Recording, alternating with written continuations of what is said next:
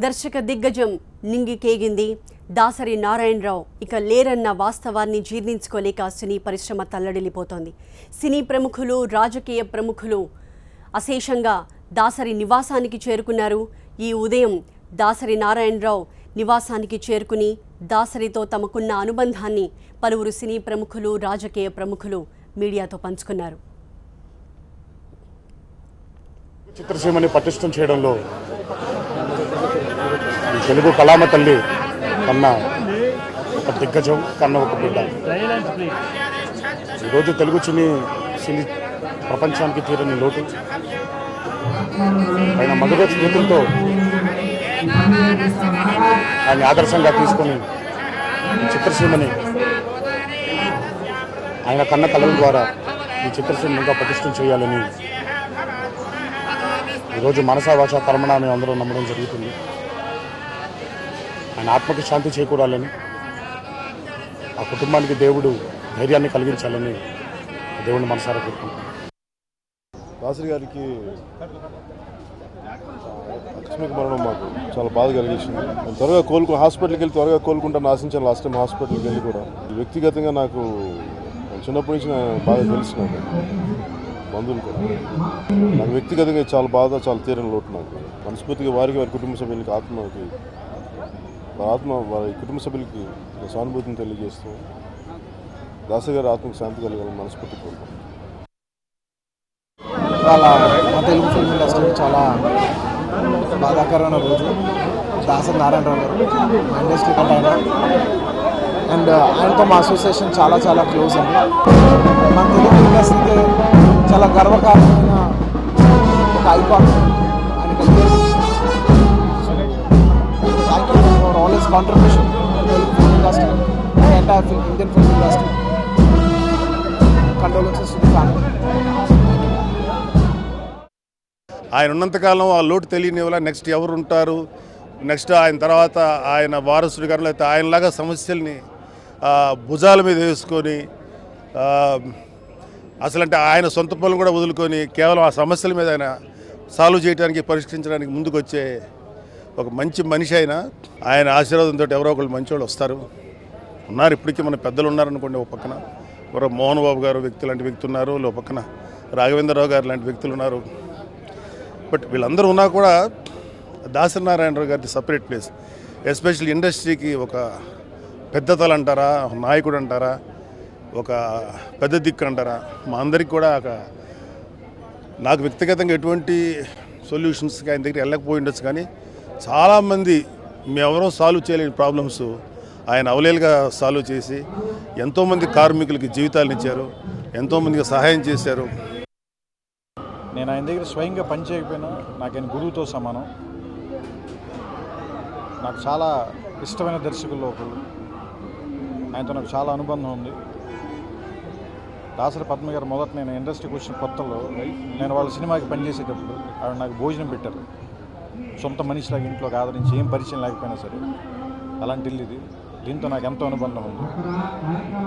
వారు నిజంగా బయటకు వచ్చి మళ్ళీ కోలుకుంటారని, మళ్ళీ సినిమాల్లో బాగా పనిచేస్తారని నేను ఎంతో ఆశించాను. నిజంగా ఇలా జరగడం చాలా బాధాకరం. వారికి, వారి కుటుంబ సభ్యులకి, ఆయన అభిమానులందరికీ, ప్రపంచంలోని తెలుగు వారందరికీ, తెలుగు సినిమాను ఆదరించే వారందరికీ నా ప్రగాఢ సానుభూతి తెలియజేస్తున్నాను. ఆయన ఆత్మశాంతి కలగాలని మనస్ఫూర్తిగా ప్రార్థిస్తున్నాను. అందరూ లెజెండ్స్ అంటారు. True legend. మన ఇండస్ట్రీ చాలా పెద్ద లాస్. దర్శకులు చాలామంది వస్తుంటారు, బట్ ఇలాంటి దర్శకులు మళ్ళీ మన ఇండస్ట్రీ చాలా చాలా కష్టం. We lost a very great person. పోయినోళ్ళందరూ మంచోళ్ళు, ఉన్నోళ్ళు పోయినోళ్ళ తీపి గుర్తులు అని ఎప్పుడూ ఆత్రేయ రాశాడు. కానీ ఇప్పుడు మేము ఉన్నవాళ్ళం అందరం కూడా అంత తీపి గుర్తులు అవుతామో కాదో నాకు తెలియదు. కానీ నేను మాత్రం హేమంబర్రావు దగ్గర, అతను రైటర్గా వచ్చిన దగ్గర నుంచి మా జీవితం స్టార్ట్ అయింది. నేను అలా మర్చిపోలేను. అతని జీవితం చాలా సార్థకవంతమైంది. కానీ ఇంత అర్థంతరంగా జరుగుతుందని మాత్రం నేను ఊహించలేదు. ఎంతకంటే మాట్లాడలేదు. సరే, నారాయణరావు గారు మిగతా వాళ్ళలాగా వేరే దుర్వ్యసనాలు అటువంటి ఏమి లేవు. రాత్రి 1 గంటైనా పొద్దున్న 9 గంటలకు ఎలా మొదలెట్టారో 6 గంటలకి ఎలా ఏ ఉత్సాహంతో ఉన్నారో అంత ఉత్సాహం తీశారు. నాకు బాగా గుర్తు గోరింటాకులో ఒక సీను, సినిమా అంతా అవుతుంటే మధ్యలో శోభన్ బాబు ఈ సినిమాలో నాకేముంది అనేటువంటి డౌట్ వెలిపించాడని వాడి కోసం మధ్యాహ్నం 2 గంటలకో 1 గంటకో మొదలెడితే రాత్రి 1 గంట అయింది ఆ సీన్ అయ్యేటప్పుడు. పెద్ద సీన్ అది. అంత కష్టపడి ఇది సమయస్ఫూర్తి ఎంత గొప్పగా ఉంటుందంటే ఆయనది.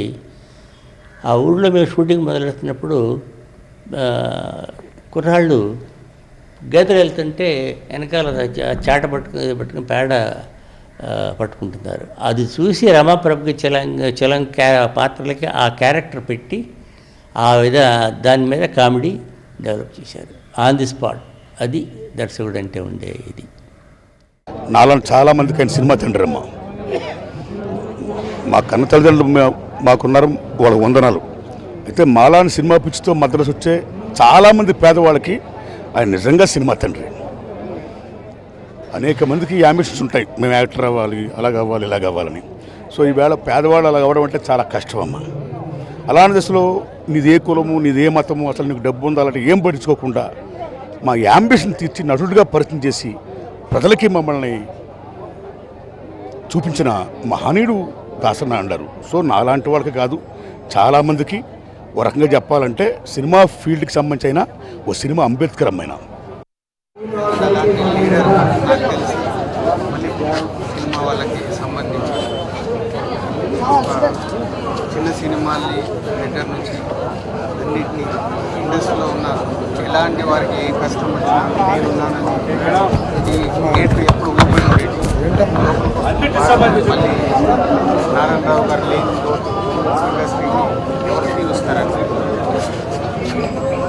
సో వారి ఆత్మకు శాంతి చేకూర్చాలని భగవంతుడు ప్రార్థించడం మనందరి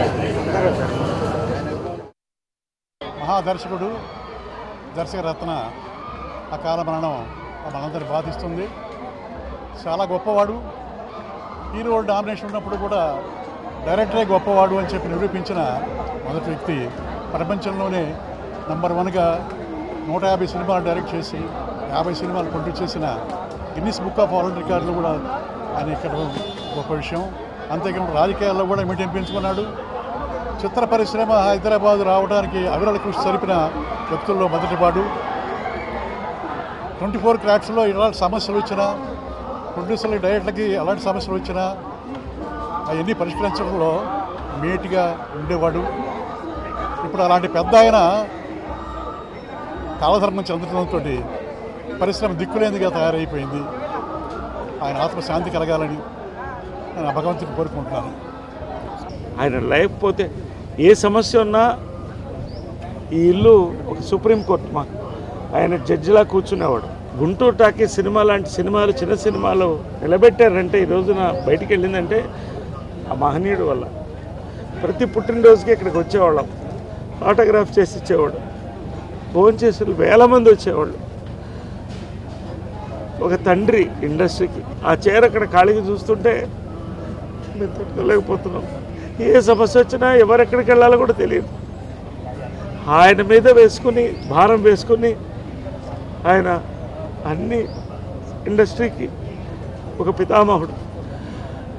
నిజంగా ఈ రోజున చెన్నైలో సినీ పరిశ్రమ కానీ, హైదరాబాద్లో సినీ పరిశ్రమ కానీ, చిత్రపురి కానీ ఇటువంటివి ఏవైనా కూడా నిర్మాణం చేయడంలో ఆయనకు పెద్దపీట. నేను అందరిలాగే ఆయన సినిమాలు చూసి చిన్నప్పటి నుంచి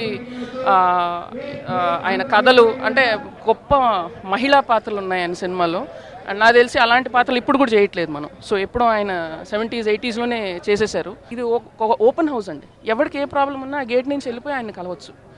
అపాయింట్మెంట్ అక్కర్లేదు, ఏం అక్కర్లేదు. ఆయన ఉన్నారంటే కలిసేస్తారు, మాట్లాడితే డెఫినెట్గా వింటారు మీ ప్రాబ్లం ఏంటనేది. So that I found very unique quality. ఎందుకంటే ఈ మధ్యకాలంలో ఎవరిని అలా చూడలేదు. అండ్ చిన్న సినిమాలకి ఎప్పుడు ఏ ప్రాబ్లం వచ్చినా, థియేటర్స్ ఇష్యూ వచ్చినా, ప్రొడక్షన్ ఇష్యూస్ వచ్చినా, ఫైనాన్స్ ఇష్యూస్ వచ్చినా ఆయన దగ్గరుండి మాట్లాడి, ఎవరికైనా ఏమైనా ప్రాబ్లం ఉంటే ఆయన మధ్యవర్తిగా కూర్చోండి. ఎందుకంటే ఆయనకు ఏమవసరం చెప్పండి. So it was not for political gains, it was not for anything. ఒక పెద్ద దిక్కు, ఒక ఫాదర్ ఫిగర్ లాగా ఉన్నారు ఇండస్ట్రీకి. ఇప్పుడు ఆయన లేరు, ఆ స్థానం తీసుకునే వాళ్ళు కూడా ఎవరు లేరు. సో నిజంగా great loss for the Telugu film industry. జగద్గురు వందల మంది శిష్యులు తయారు చేసిన మహానుభావుడైన నా చిన్నప్పుడు కేవలం ఆయన ఫోటో చూసి సినిమాకి వెళ్ళేవాడు. మేఘం కురిపిస్తున్న మరో వర్షం అని ఉండేది. ఇవాళ ఇండస్ట్రీకి పెద్ద దిక్కు. చిన్న కష్టం వచ్చినా ఆయన దగ్గరికి వెళ్ళేవాడు. బోళాశంకరుడు బోళాశంకరుడు చలనచిత్ర పరిశ్రమలో ఏ సమస్య వచ్చినా ఇంకేటే తగ్గేవాళ్ళు. ఇవాళ ఆయన 151 సినిమాలు ప్రపంచంలో ఏ దర్శకులు అద్భుతమైన సంభాషణ, అద్భుతమైన పాత్రలు, సామాజిక చైతన్యం కల్పించిన మహానుభావుడు. మా మంత్రి మమ్మల్ని వదిలిపెట్టి వెళ్ళిపోయాడు. ఆయన ఆత్మకు శాంతి కలగాలని కోరుకోండి. దాసరి నారాయణరావు గారు లేకపోవడం అనేటటువంటిది మేము ఎలాగా జీర్ణించుకోలేము. అది ఎప్పటికీ తీరని లోటు. అది ఒక రకంగా ఆయనకి నేను ఏకలవ్య శిష్యుడిగా ప్రకటించుకుని నేను ఆయన శిష్యుడిగా ఉండటాన్ని నేను గర్వపడతాను. అలాంటి ఒక మేధావి కానీ అలాంటి ఒక గ్రేట్ మ్యాన్ని మళ్ళీ మనకు దొరకడం, పరిశ్రమకి ఆయన లేనటువంటి లోటుని ఎవ్వరూ తీర్చలేరు. ఆయన ఉన్నంత వరకు ఒక శకం, ఆయన వెళ్ళిపోయిన తర్వాత ఇక వేరే శకం. ఫరెవర్ జీవితకాలంలో ఎప్పుడూ నేను ఆయన మర్చిపోలేను. ఆయన స్మరించుకుంటూ దాసరి నారాయణరావు గారి గురించి ఎలా ఒక్క మాటలో చెప్పగలుగుతాం? సంపూర్ణుడు అని మాత్రమే చెప్పగలను. ఎందుకంటే ఎంతోమంది వచ్చారు, ఎంతోమంది వస్తున్నారు, ఎంతోమంది వెళ్తున్నారు అన్నీ, కానీ అన్నీ కలిపి తన ఒక వర్తును చూపించిన ఏకైక వ్యక్తి సినిమా రంగంలో దాసరి నారాయణరావు గారే అని చెప్పడానికి నాకు చాలా గర్వంగా ఉంది. సంతోషమే కాదు, గర్వం కూడా. అలాంటి వ్యక్తి ఇప్పుడు లేడు అని చెప్పాలంటే మాత్రం కష్టంగా ఉంది. తనకంటూ ఒక స్థానాన్ని పొందారు. తనకంటూ ఇంక మళ్ళీ ఎవరు రీప్లేస్మెంట్ అంటే ఈజీ థింగ్. అయితే ఇది ఒక్కటే కాదండి, సినిమా రంగంలో ఇంత ఒక రైటర్, డైరెక్టర్, యాక్టర్, ప్రొడ్యూసర్, ఈ 4 స్థానాలు నావే అని తన సొంతం చేసుకోవడమే కాదు, రాజకీయాల్లో కూడా వెళ్ళారు, ఎంపీ అయ్యారు, మినిస్టర్ అయ్యారు. ఏం చిన్న విషయమా? చిన్న విషయం కాదు కదా. అలా సంపూర్ణుడనే నేను చెప్తాను ఆయన్ని. మళ్ళీ ఆయన పుట్టాలి, మళ్ళీ ఇదే స్థానం, ఆయన స్థానాన్ని ఆయనే మళ్ళీ ఆక్రమించుకొని ఆయనే దీన్ని ముందుకు తీసుకెళ్ళాలని నేను మనస్ఫూర్తిగా కోరుకుంటూ, వారి ఆత్మ ఎక్కడ ఉన్నా కూడా ప్రశాంతంగా ఉండాలని వారికి ఆ భగవంతుడిని కోరుకుంటూ వారి కుటుంబానికి నా సంతాపాన్ని తెలియపరుస్తున్నాను. నేను పెరిగింది ఆయన దగ్గర.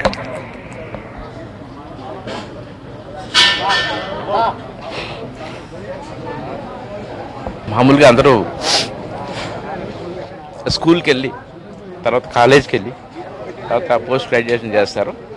నేను 10th క్లాస్ తర్వాత ఒక 10 ఏళ్ళు ఆయనతోనే ఉన్నా. ఆయన దగ్గర నేను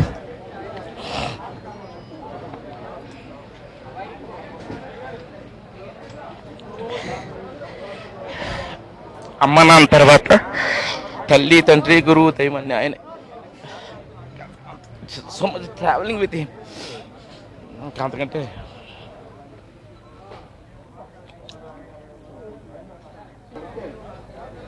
రే చోట నువ్వు పులిరా రే, నీ యాటిట్యూడ్, నీ బాడీ లాంగ్వేజ్, నీ ఇంటెలిజెన్స్, నువ్వు చాలా పెద్దోడు అవుతారా. నేను ఆఫ్టర్లో అక్కడ కెమెరా అప్రెంటిస్ ఆయన దగ్గర. బట్ నాకు అన్ని పనులు చేయించేవారు నా చేత. అటు డైరెక్షన్ డిపార్ట్మెంట్, కాస్ట్యూమ్స్, అరే మేకప్ సరిగ్గా ఉందా చూడు, ఇలా నాకు అన్ని డిపార్ట్మెంట్స్ మీద కమెంట్ రావడానికి కారణం ఆయనే. నేను ఇప్పటికీ ఎంత స్ట్రాంగ్గా, ఎంత ధైర్యంగా, ఎవరిని కేర్ చేయకుండా ఉన్నానంటే ఆ ధైర్యం ఆయనే నాకు. అంటే సిన్సియర్గా ఉంటే చాలరా, నేను ఎవరు ఏం చేయలేరు. అలాంటి అదేమంటారు ధైర్యం నూరిపోసే ఇలా ఇలా వాట్ నాట్ ఒక మనిషి ఎలా ఉండాలని నేర్పింది ఆయనే. అమ్మ నాన్నకు దూరంగా ఉన్నాను, ఆయన దూరంగా లేదు.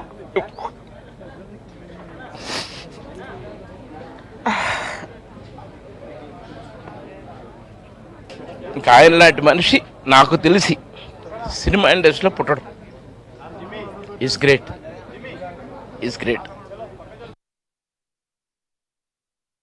దాసరి నారాయణరావు గారు మొత్తం ఇండస్ట్రీ అందరికీ గురువులు.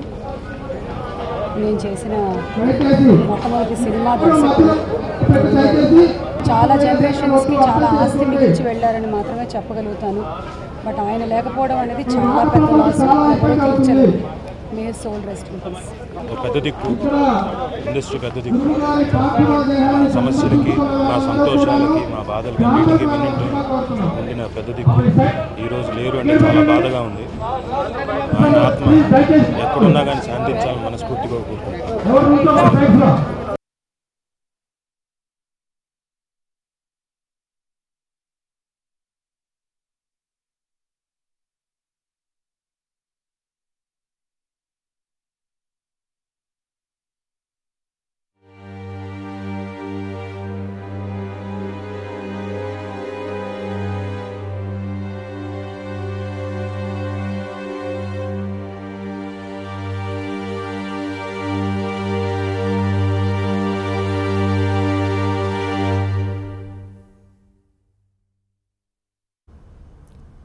దర్శకరత్న దాసరి నారాయణరావు అంతిమ యాత్ర కొనసాగుతోంది. వాహనాలు వేగంగా ముందుకు కదులుతున్నాయి. మొయినాబాద్లోని దాసరి ఫామ్ హౌస్ వైపు ఆయన వెంట ఆయన అశేష అభిమానులు పదుల సంఖ్యలో వాహనాల్లో తరలి వస్తున్నారు. మరోవైపు మొయినాబాద్లోని ఆయన ఫామ్ హౌస్ వద్ద కూడా ఇప్పటికే ఏర్పాట్లన్నీ పూర్తయ్యాయి.